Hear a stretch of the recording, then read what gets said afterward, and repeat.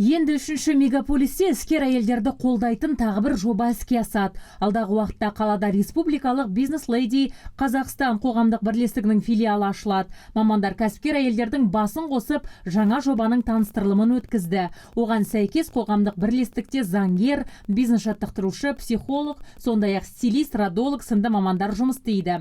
Бұдан өзге кәсібін дөңгелетіп жүрген нәзік жандарға арнайы тренингтер мен шешендік шеберлік бойынша коучтер өткізілмекші. Открыть наш филиал. Шымкент қаласына арнайы келіп отырмыз, себебі біз бизнес леди Қазақстанның филиалын ашқалы отырмыз. Басты мақсат әйел кәсіпкерлерге қолдау көрсету. Оларда шағын және орта бизнесті дамытуда өз үлестерін қосып жүр. Біз сондықтан бизнестегі нәзік жандарға жан-жақты көмек көрсетуді ұсынамыз.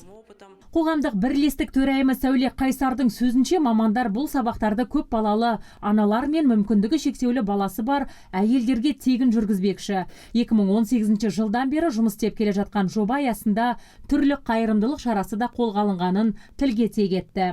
Ал іскер әйелдер жиналған кездесуде арнайы шақыртылған спикерлер бизнес жобаларды жүргізу тәжірибесімен бөлісіп, саладағы қиындықтар мен жетістіктер туралы әңгімеледі. Мы уже провели по всей стране за эти годы. Бұл жобаның аясында кәсіпкер әйелдер бизнесте кездесетін кедергілерді жою мақсатында түрлі кеңестерді береміз. Сонымен қатар мұнда кәсіби мамандар жұмыс істейтін болады.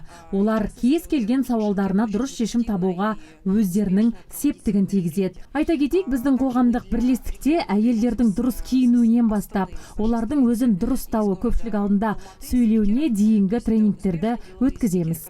Айта кетсек, бизнес леди Қазақстан еліміздегі нәзік жандылардың кәсіпкерлігін қолдайтын және дамытатын ұйымның бірі. Қоғамдық бірлестік түрлі бастамаларды жүзеге асырып келеді. Мамандар Шымкент қаласынан ашылатын қоғамдық бірлестіктің филиалына кәсібін дөңгелетіп жүрген әйелдерді мүше болуға шақырады.